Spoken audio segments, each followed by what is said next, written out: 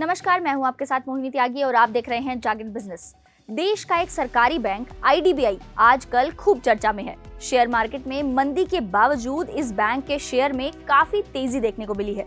इसकी बड़ी वजह इस सरकारी बैंक का निजीकरण माना जा रहा है।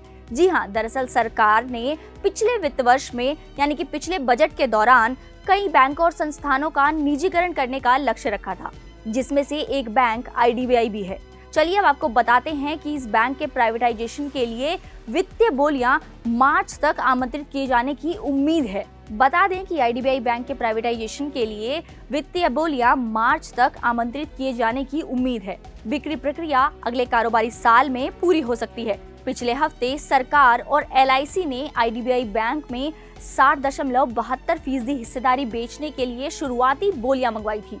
बोली लगाने की आखिरी तारीख 16 दिसंबर तय की गई है। बोली लगाने वालों की तरफ से एक्सप्रेशन ऑफ इंटरेस्ट आने और इच्छुक पार्टियों को आरबीआई द्वारा फिट एंड प्रॉपर असेसमेंट की मंजूरी लेनी होगी। इसके बाद बोली लगाने वाले को गृह मंत्रालय यानी कि एमएचए से सुरक्षा की मंजूरी भी लेनी होगी। इसके बाद एलिजिबल बिडर्स को डेटा रूम का एक्सेस दिया जाएगा। ये पहली बार है कि सरकार अपने किसी संस्थान में 50% से ज्यादा की हिस्सेदारी को बेच रही है। हालांकि इसके लिए सरकार ने फुल प्रूफ प्लानिंग कर ली है। तो चलिए अब बात करते हैं कि कौन इस बैंक को खरीदने के लिए बोलियां लगा सकता है। इसमें प्राइवेट क्षेत्र के बैंक, विदेशी बैंक, भारतीय रिजर्व बैंक यानी कि आरबीआई में रजिस्टर्ड गैर बैंकिंग वित्त कंपनियां, ऑल्टरनेटिव इन्वेस्टमेंट फंड्स, भारत के बाहर कॉर्पोरेट फंड्स, निवेश वाले निकायों को बोलियां जमा करने की अनुमति होगी।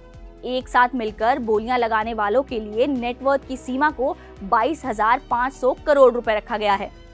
शर्त ये भी है कि इन्हें पिछले 5 सालों में से 3 सालों में नेट प्रॉफिट कमाना जरूरी है, यानी कि ये कंपनियां प्रॉफिट में होनी चाहिए। इसके अलावा उन्हें 40% इक्विटी को 5 साल के लिए लॉक इन में रखना होगा। बता दें कि आईडीबीआई बैंक की रणनीतिक बिक्री की प्रक्रिया अगले साल दिसंबर तक खत्म होने की उम्मीद है। हालांकि सरकार के निजीकरण के फैसले का विरोध कई बैंक कर रहे थे, लेकिन इसके बावजूद सरकार प्राइवेटाइजेशन की पूरी तैयारी कर चुकी है और इसके एग्जीक्यूशन का प्लान भी पूरी तरह से रेडी है। तो अब देखना ये होगा कि कब तक ये प्रक्रिया पूरी हो पाती है। तो ऐसी ही बिजनेस जगत से जुड़ी हुई सब खबरों के लिए आप देखते रहिए जागृत बिजनेस। और हाँ, हमारे टोल फ्री नंबर पर कॉल करके आप हमसे शेयर बाजार से जुड़े हुए सभी सवाल पूछ सकते हैं।